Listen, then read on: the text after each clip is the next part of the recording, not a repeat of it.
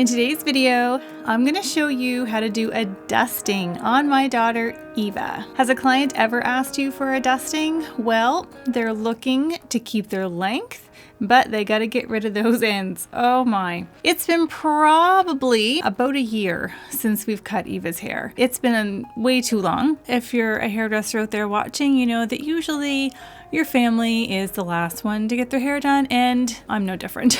So we have to get rid of those ends. When you're going to do a dusting, when a client comes in and says they really don't want anything off, but they need something off, you're going to do this technique. It's basically a blunt cut, but we're going to do it dry, and there's a few things that we have to be mindful of and look for in the process. When I'm starting my dusting, the very first thing that I do is I make sure that the hair is nice and straight. So Eva had already flat ironed her hair today, so I'm just quickly going over it just to make sure that it's nice and smooth, which is really going to help you to see the lines that I'm going to point out to you. So she's all smooth and ready to go. What you want to do before you begin is take a look at the bottom of the hair, because this is where we're going to be focused. We're not going to be doing any internal cutting, so no layering or anything. We're just going to be looking at the ends of the hair. So I can pick that up and I can see that our layers are quite long as it is. Maybe clients might want their layers done, but Eva's hair is quite thin in density, so we are just going to focus on the bottom. We're just going to give her a single line haircut. I like to start with doing 4 sections. So just your regular profile and radial sections. And this is just going to keep you organized as you go. It is important though to do this technique dry.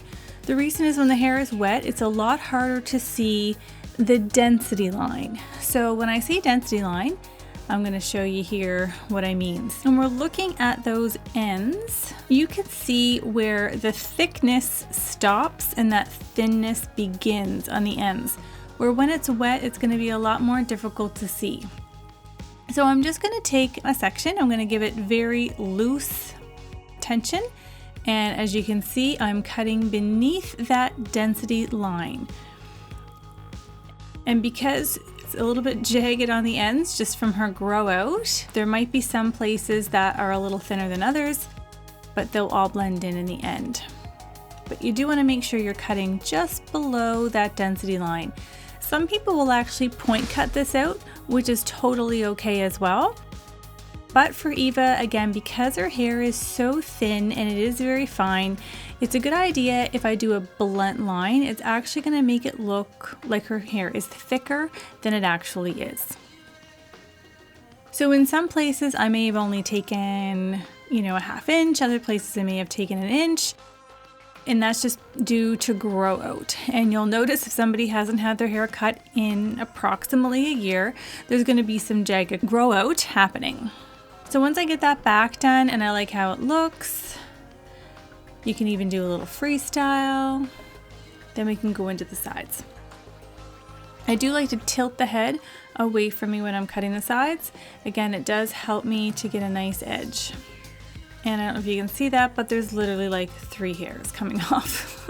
And that's why this technique is called a dusting. You're not cutting great lengths of hair off. You're literally cutting just strands of hair that are falling just below that density line. We're cleaning it up. We're dusting.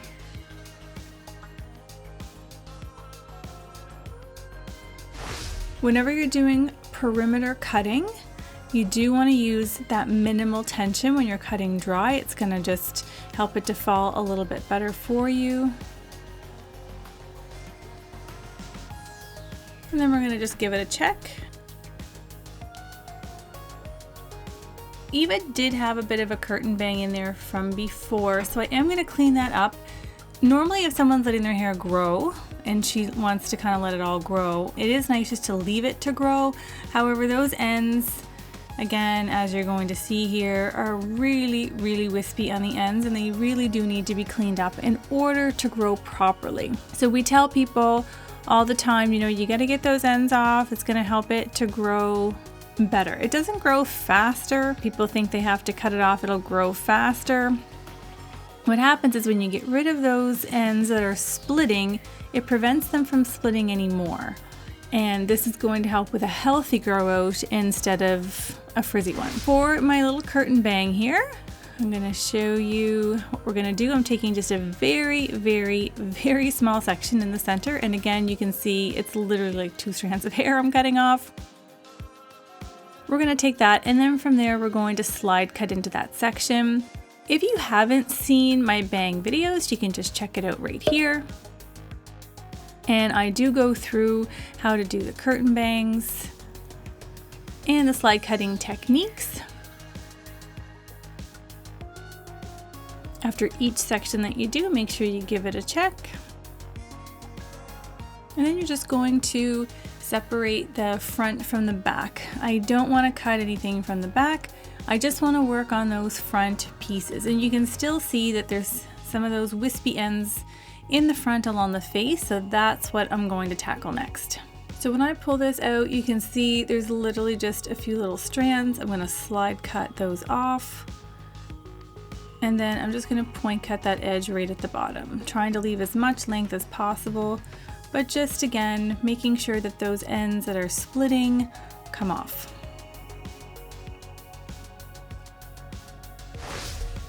So I'm just going to give it one more go over with the flat iron, this time styling the curtain bangs as I go. I like to lift them up as I'm flat ironing and give it a little bit of a bend. I find this helps them lay really nicely. So now what I've done is I've taken off the cape, and I'll do this on clients quite often because even sometimes when the cape is on, that little bit of elevation you get from where the cape clips or snaps in the back, sometimes it's enough just to get on my nerves. So I like to cut right against the back, and this is perfect because Eva wore a white shirt, her hair is dark, so it's super easy for me to see the line. And you can see I'm not using my fingers to hang on to the hair, I'm just using the hair's natural fall, and I'm just going to go in and detail that line just a little bit more. So whenever you want to do that nice blunt line, if you have a stool to sit on while you're cutting, this is really good too, so that you are at eye level. Cutting at eye level is really going to help you to get that precision of that line. Sometimes standing over it, it's hard to see any little hairs that are underneath. So if you do have a cutting stool, I highly recommend that you use one. And here she is, all finished with her dusting. And I think that the before and after is really quite something, considering we literally took singular hairs off of her head. But wow, what a difference it makes. Look at that. Oh, Eva, I am so sorry that I made you wait so long. If you do need a refresher on the steps to doing a blunt cut or on the steps to doing some curtain bangs, check out these videos. In the meantime, have a great hair day.